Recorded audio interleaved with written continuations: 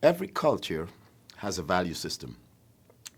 If we are to become culturally intelligent, it is critical that these values are known so that the adjustment process is not fraught with peril. For the most part, these values are matters of difference, not right or wrong. As such, we are free to communicate openness, acceptance, and trust to people who may express these values differently than we do. Deeply embedded in every culture is its understanding of power distance.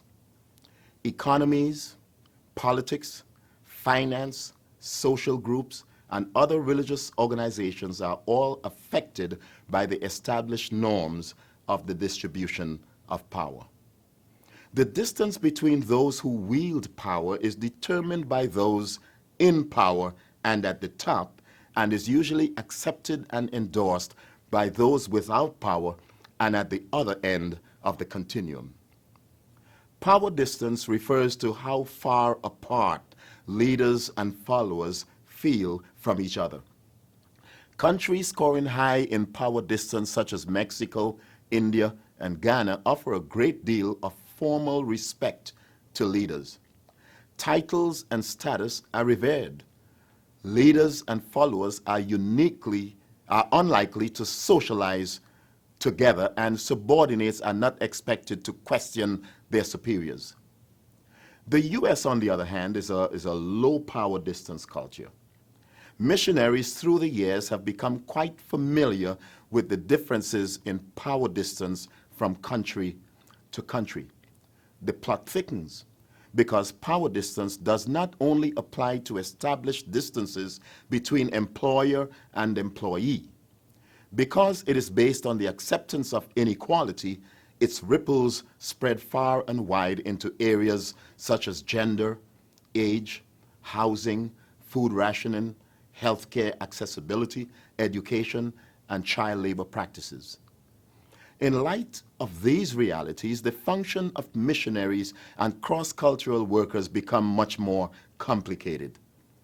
Any disrespect of power distance pits deeply entrenched chains of command against the assumption that there is simply one acceptable norm for power relationships.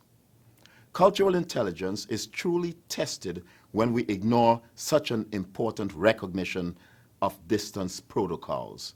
For example, many Asian cultures such as Malaysia, China, the Philippines, in Latin America like Guatemala, Panama, Mexico, countries from the Eastern Bloc, nations like Slovakia, Russia, Romania tend to have a high power distance. Citizens of these cultures readily admit that a hierarchy exists and that power is distributed unequally. When these individuals sit in the same meeting with people from cultures with low power distance, there is usually a disconnect because there is not a similar understanding of equal status.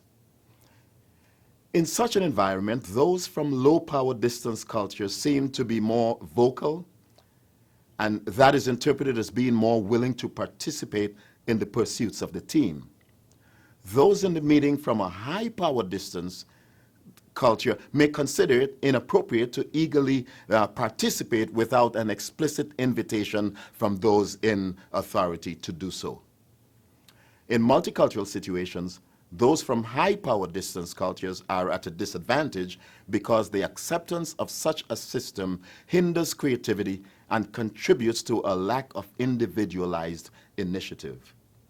Those from a low power distance culture often become impatient with the representatives from the former group because of the appearance of dependency on external systems to liberate and empower.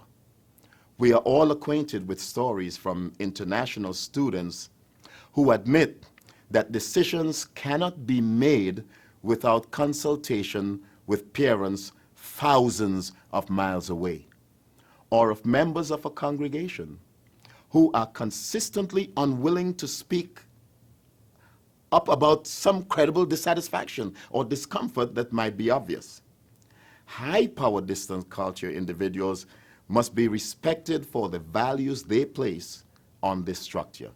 And those from low power distance culture should appreciate and be sensitive to the decision-making processes as well as the exercise of tolerance towards status consciousness.